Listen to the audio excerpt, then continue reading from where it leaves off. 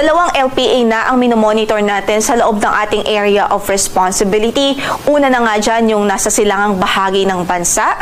At 3 a.m. today ay nakita po ang sentro nito sa vicinity ng Patnanungan, Quezon.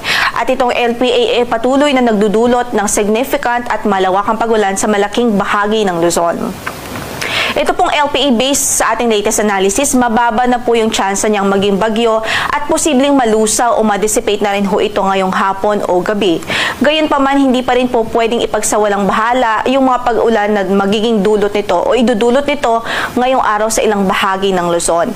Maya-maya lamang ay isa-isahin po natin yung mga lugar kung saan ay ine-expect po natin yung mga pag-ulan. Samantala, panibagong LPA ang nakita po natin sa kanlurang bahagi naman ng ating bansa.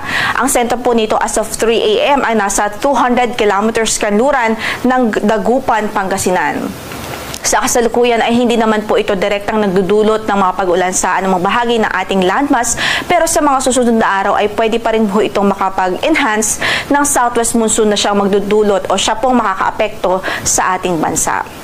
Samantala sa kasalukuyan din, yung habagat ay patuloy ding nakakaapekto sa kanlurang bahagi ng Luzon o dito sa katimugang Luzon, sa Visayas at maging sa Mindanao.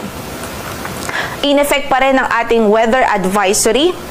Sa as of 5 a.m. today, in effect pa rin ang ating weather advisory sa ilang bahagi ng lalawigan ng Luzon, partikular na nga po sa Cagayan, Isabela, Aurora, Nueva Ecija at Quezon Province. So pwede pa rin ang 50 to 100 millimeters of rainfall dyan po sa mga na-mention nating lugar, dulot po ng low pressure area. So yung 50 to 100 millimeters of rainfall ay pwedeng magdulot po ng mga localized flooding. So nariyan pa rin ang mga banta ng pagbaha, even yung mga pagguho ng lupa, dulot ng mga pag-ulan na ito. Samantala, dahil din sa habagat, posible rin ang 50 to 100 millimeters of rainfall sa Palawan Province, sa Occidental Mindoro, maging sa Antique. Kaya't iba yung pag-iingat po ang ating abiso sa ating mga kababayan. Maging handa at alerto pa rin ho sa mga banta ng pagbaha.